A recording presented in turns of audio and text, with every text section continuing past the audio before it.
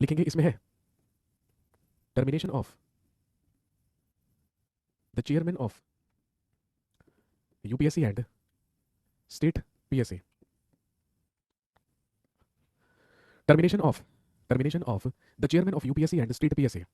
लिखेंगे संघ लोक सेवा आयोग, संघ लोक सेवा आयोग और राज्य लोक सेवा आयोग के अध्यक्ष का निलंबन। संघ लोक सेवा आयोग एवं राज्य लोक सेवा आयोग के अध्यक्ष का निलंबन। तो ध्यान रखेंगे यूपीएससी चेयरमैन को उसी विधि से, उसी प्रोसेस से उसके पद से हटाया जाता है जिस प्रोसेस से, लिखेंगे same as for the Supreme Court जज। यूपीएससी अध्यक्ष को उसी विधि से हटाया जाएगा जिस विधि से सर्वोच्च न्यायालय के न्यायाधीशों को हटाया जाता है। कहने का मतलब संसद के द्वारा।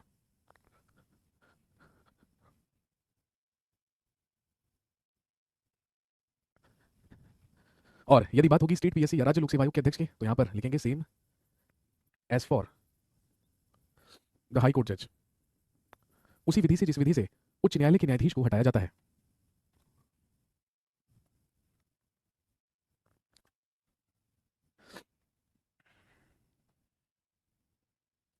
नेक्स्ट लिखिए article 318।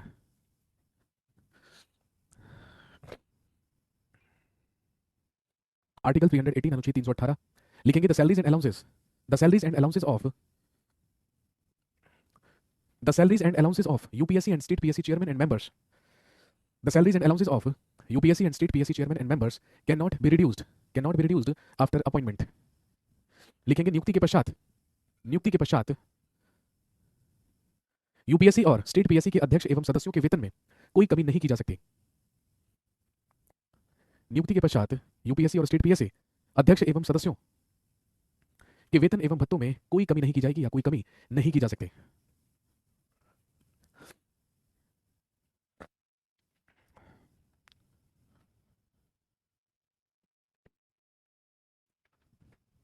The salaries and allowances of UPSC and state PSC chairman and members can not be reduced after appointment.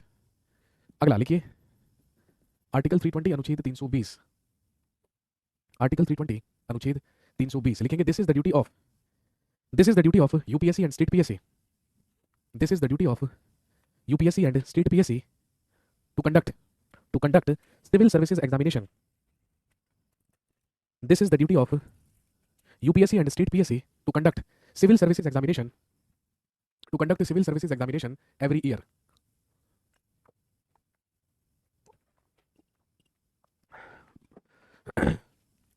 लिखेंगे संघ लोक सेवा आयोग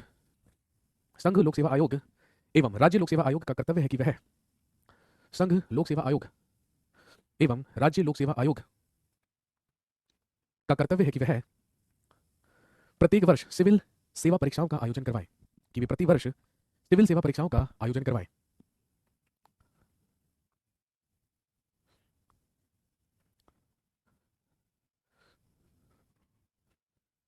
नेक्स्ट आर्टिकल 323 अनुच्छेद 323।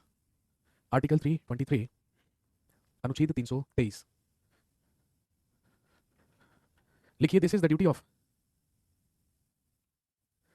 Of UPSC chairman, this is the duty of UPSC chairman to present the annual examination calendar, this is the duty of UPSC chairman to present annual examination calendar before the president of India. लिखेंगे संघ लोक सेवा आयोग के अध्यक्ष का कर्तव्य है, संघ लोक सेवा आयोग के अध्यक्ष का कर्तव्य है कि वह वार्षिक परीक्षाओं का विवरण राष्ट्रपति के समक्ष प्रस्तुत करे, कि वह वार्षिक परीक्षाओं का विवरण राष्ट्रपति के समक्ष प्रस्तुत करे।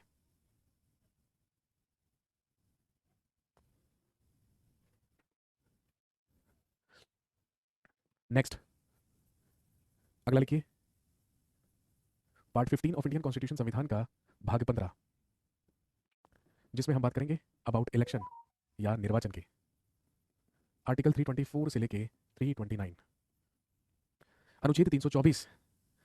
मैंने कहा this is the duty of UPSC chairman, this is the duty of UPSC chairman to present annual examination calendar before the president of India. UPSC अध्यक्ष का कर्तव्य है कि वह वार्षिक परीक्षाओं का विवरण राष्ट्रपति के समक्ष प्रस्तुत करे।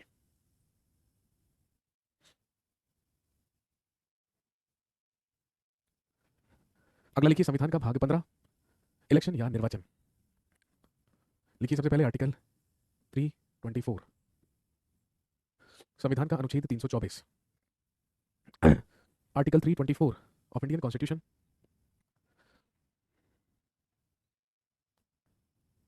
अनुच्छेद 324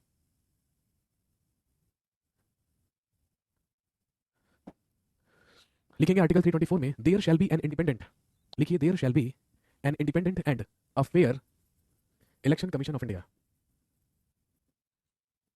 there shall be an independent and a fair, there shall be an independent and a fair election commission of India. लिखेंगे भारत के लिए, भारत के लिए एक स्वतंत्र एवं निष्पक्ष, भारत के लिए एक स्वतंत्र एवं निष्पक्ष निर्वाचन आयोग होगा।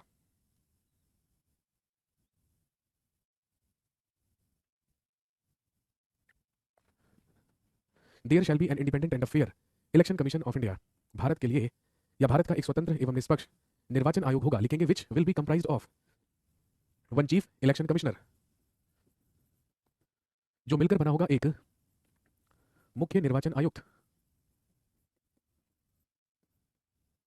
टू इलेक्शन कमिश्नर्स या दो निर्वाचन आयुक्त और अदर मेंबर्स या अन्य सदस्यों से। तो भारत के लिए एक इलेक्शन कमीशन, एक निर्वाचन आयोग का प्रावधान किया गया है, जिसमें एक मुख्य निर्वाचन आयुक्त, एक चीफ इलेक्शन कमिश्नर, दो इलेक्शन कमिश्नर्स या दो निर्वाचन आयुक्त और अन्य सदस्य होते हैं।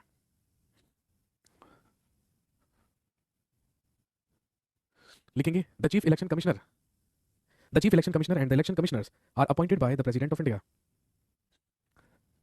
मुख्य निर्वाचन आयुक्त और निर्वाचन आयुक्त की नियुक्ति राष्ट्रपति के द्वारा की जाती है।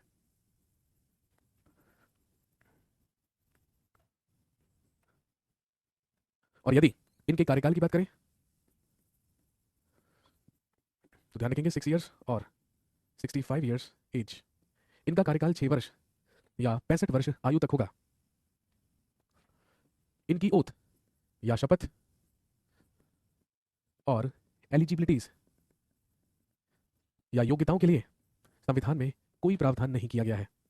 कहने का मतलब जिसे राष्ट्रपति और मंत्रिपरिषद योग्य समझेगा उसी को निर्वाचन आयुक्त बना दिया जाएगा। सर ड्यूरिंग इलेक्शंस टीचर्स की ड्यूटी क्यों लगती है? ऐसा किसने कहा आपको कि टीचर्स की ड्यूटी लगती है? हो सकता है आप खुद टीचर हो इसलिए आपको ऐसा लगता हो, या आपके घर में कोई टीचर हो इसलिए आपको ऐसा लगता हो। इलेक्शंस में तो ठीक है, किसी भी सरकारी कर्मचारी की ड्यूटी लग सकती है, किसी भी गवर्नमेंट एम्प्लॉय की ड्यूटी लग सकती है, बैंक एम्प्लॉयज की भी ड्यूटी लगती है, टीचर्स की भी ड्यूटी लगती है, और यदि आप किसी और अन्य सरकारी विभाग में हैं तो भी ड्यूटी लगती है। तो ये तो कोई सवाल नहीं हुआ कि टीचर्स की क्यों ड्यूटी लगती है। बस जितने भी है ना, जितने भी सरकारी विभाग में काम करने वाले लोग हैं सबकी ड्यूटी लगती है, ऐसा नहीं है कि सिर्फ टीचर्स की लगती है।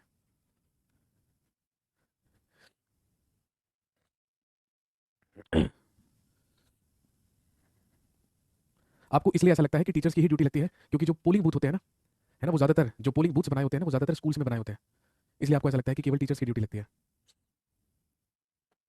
ठीक है ना, जो भी सरकारी विभागों में काम करने वाले लोग हैं सबकी ड्यूटी लगती है, वो डिपेंड करता है एज पर द रिक्वायरमेंट। अब आप देख लीजिएगा उत्तर प्रदेश में चुनाव होने वाले हैं, विधानसभा के चुनाव, तो जिन जिन की रिक्वायरमेंट होगी उन सबकी ड्यूटीज लगा दी जाएंगी।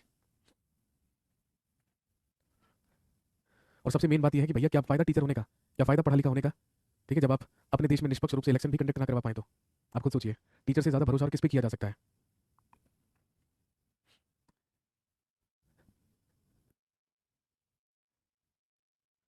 नेक्स्ट अगला लिखिए आर्टिकल 325, आर्टिकल 325 अनुच्छेद 325 लिखेंगे the election commission, the election commission will prepare an electoral roll for the election. लिखेंगे the election commission will prepare an electoral roll for the elections.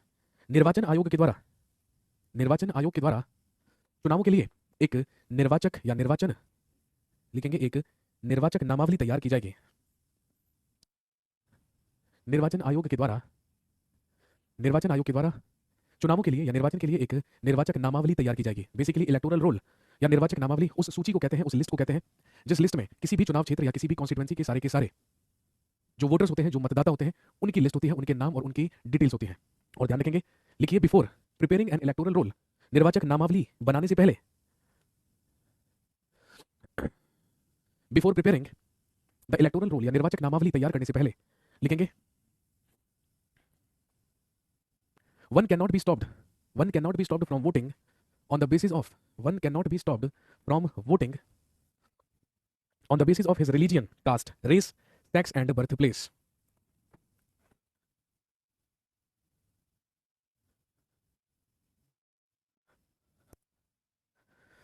लिखेंगे निर्वाचक नामावली तैयार करने से पहले निर्वाचक नामावली तैयार करने से पहले व्यक्ति को उसके धर्म जाति मूलवंश लिंग और जन्मस्थान के आधार पर मतदान करने से रोका नहीं जा सकता। One can not be stopped from voting on the basis of his religion caste race sex and birth place.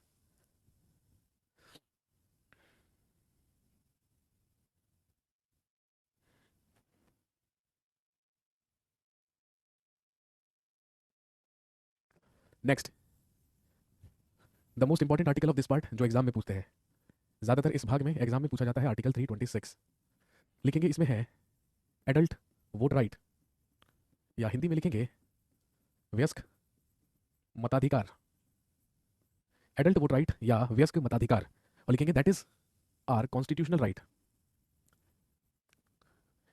यह प्रत्येक नागरिक का एक संवैधानिक अधिकार है।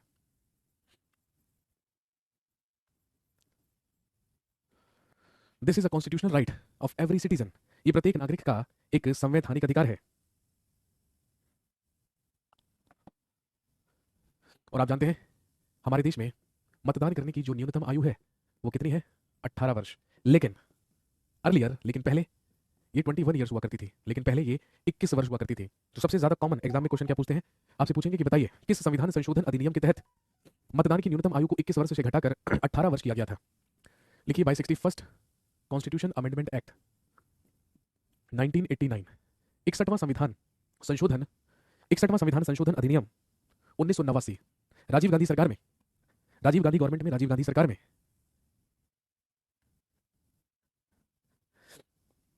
ध्यान रखेंगे मतदान की न्यूनतम आयु को 21 वर्ष से घटाकर कितना किया गया था? 18 वर्ष किया गया था। और आप जानते हैं कि अब मतदान करने के लिए जो मिनिमम एज है, जो न्यूनतम आयु है, वो कितनी की जा चुकी है? 18 ईयर्स, वो 18 वर्ष की जा चुकी है।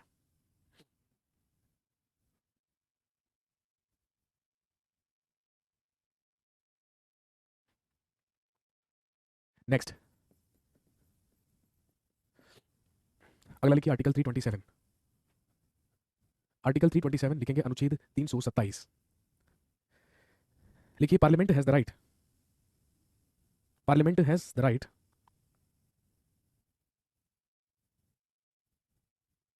To make laws for, only parliament has the right to make laws for Lok Sabha and legislative assembly elections. लिखेंगे लोकसभा और विधानसभा, लोकसभा और विधानसभा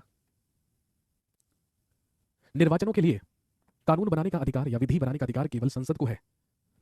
only parliament has the right to make laws for Lok Sabha and legislative assembly elections. लोकसभा एवं विधानसभा निर्वाचनों के लिए कानून बनाने का अधिकार केवल संसद को है। अगला आर्टिकल 328। लिखिए अनुच्छेद 328।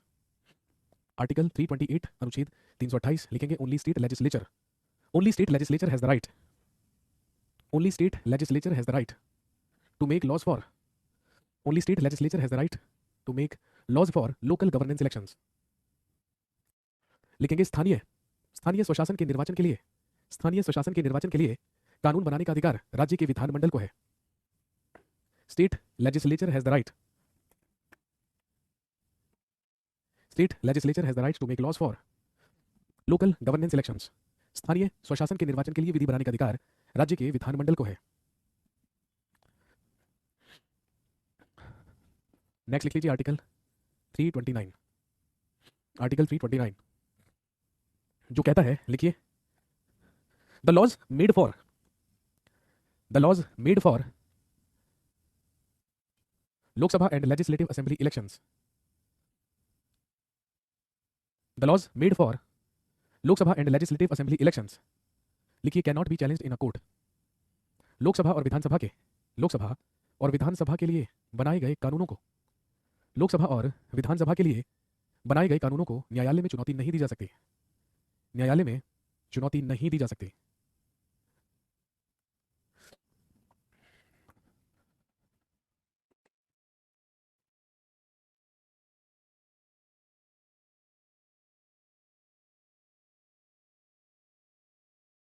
Next,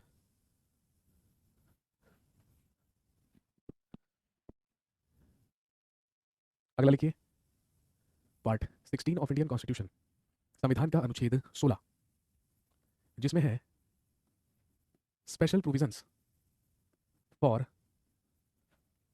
special categories, special provisions for special categories.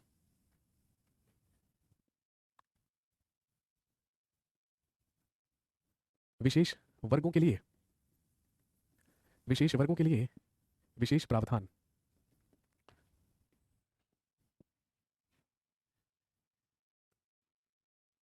Article 330 से लेके 342, अनुच्छेद 330 से लेके 342 तक बात करते हैं special provisions for special categories या विशेष वर्गों के लिए विशेष प्रावधान। सबसे पहले लिखिए आर्टिकल 330, अनुच्छेद 330, बहुत ज्यादा इंपॉर्टेंट नहीं है एग्जाम के लिए, केवल आर्टिकल्स याद रखने हैं। आर्टिकल 330 अनुच्छेद 330, जिसमें है लिखेंगे रिजर्वेशन फॉर एससीज एंड एसटीज इन लोकसभा, लोकसभा में अनुसूचित जाति एवं अनुसूचित जनजातियों के लिए आरक्षण।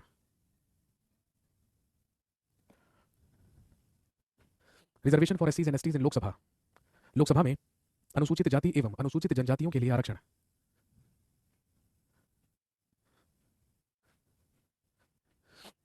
अगला लिखिए आर्टिकल 331, आर्टिकल 331 अनुच्छेद 331,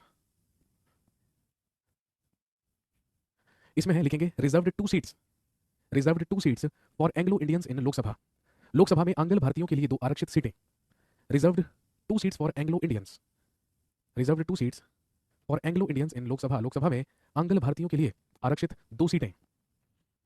लेकिन ब्रैकेट में लिख लीजिएगा this provision has been discontinued, इस प्रावधान को अब समाप्त कर दिया गया है।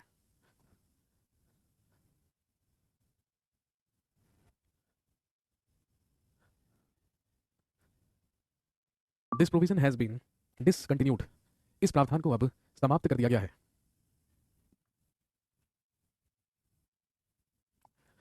नेक्स्ट, अगला लिखिए आर्टिकल 332 अनुच्छेद 332, आर्टिकल 332 अनुच्छेद 332, इसमें है लिखिए रिजर्वेशन फॉर एससीज and STs in legislative assembly, reservation for एससीज and STs in legislative assembly, विधानसभा में अनुसूचित जाति एवं जनजातियों को आरक्षण। रिजर्वेशन फॉर एससीज and STs in legislative assembly, विधानसभा में अनुसूचित जाति एवं जनजातियों को आरक्षण। नेक्स्ट, आर्टिकल 333 अनुच्छेद 333, आर्टिकल 333 अनुच्छेद 333,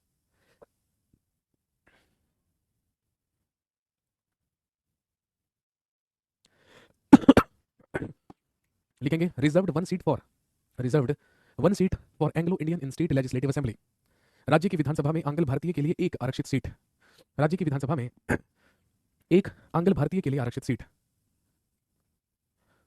और आप जानते हैं this provision has also been discontinued, इसे भी अब समाप्त किया जा चुका है।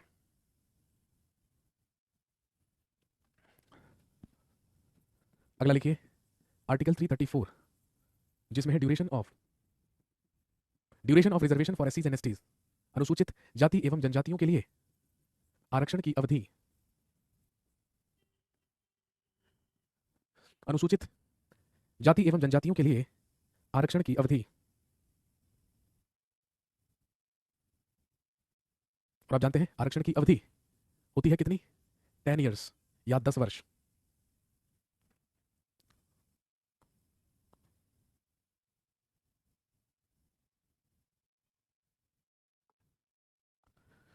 तो आरक्षण की जो अवधि है उसका प्रावधान 10 वर्ष के लिए किया गया है, लेकिन as per 104th constitution amendment act, लेकिन 104वें संविधान संशोधन के तहत आरक्षण की अवधि को वर्ष 2030 तक के लिए बढ़ा दिया गया है, यानी कि 10 साल और एक्सटेंड कर दिए गए हैं।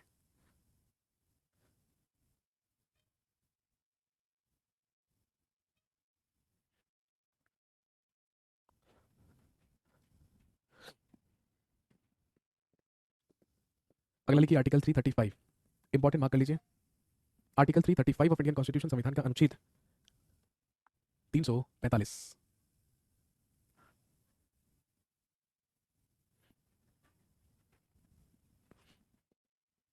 आर्टिकल 335 अनुच्छेद 335, लिखेंगे इसमें है रिजर्वेशन फॉर एससीज and STs in post, reservation for एससीज एंड एसटीज इन पोस्ट, लिखेंगे पदों पर अनुसूचित जाति एवं जनजातियों को आरक्षण, रिजर्वेशन फॉर एससीज एंड एसटीज इन पोस्ट, पदों पर अनुसूचित जाति एवं जनजातियों को आरक्षण।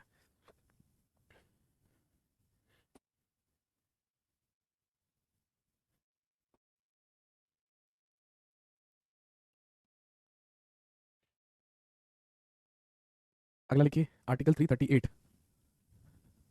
आर्टिकल 338, 338 में है लिखेंगे provision for SC ST commission, provision of SC ST commission for their reforms and development, लिखेंगे अनुसूचित जाति एवं जनजातियों के सुधार और विकास के लिए, अनुसूचित जाति एवं जनजातियों के सुधार और विकास के लिए राष्ट्रीय आयोग का प्रावधान, राष्ट्रीय आयोग का प्रावधान। और एक याद रख लीजिए आर्टिकल 340, इस पार्ट में दो ही आर्टिकल्स इंपॉर्टेंट हैं, 334 और 335 जो एग्जाम में पूछे जाते हैं। 331 और 333 क्योंकि अब क्या कर दिए गए हैं, निरस्त कर दिए गए हैं, इसलिए इंपॉर्टेंट है, इसलिए पूछे जा सकते हैं। आर्टिकल 340 में लिखेंगे स्पेशल प्रोविजंस फॉर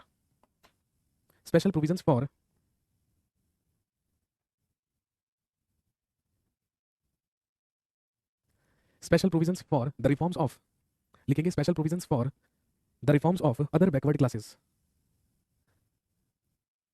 लिखिए अन्य पिछड़ा वर्गों के सुधार के लिए,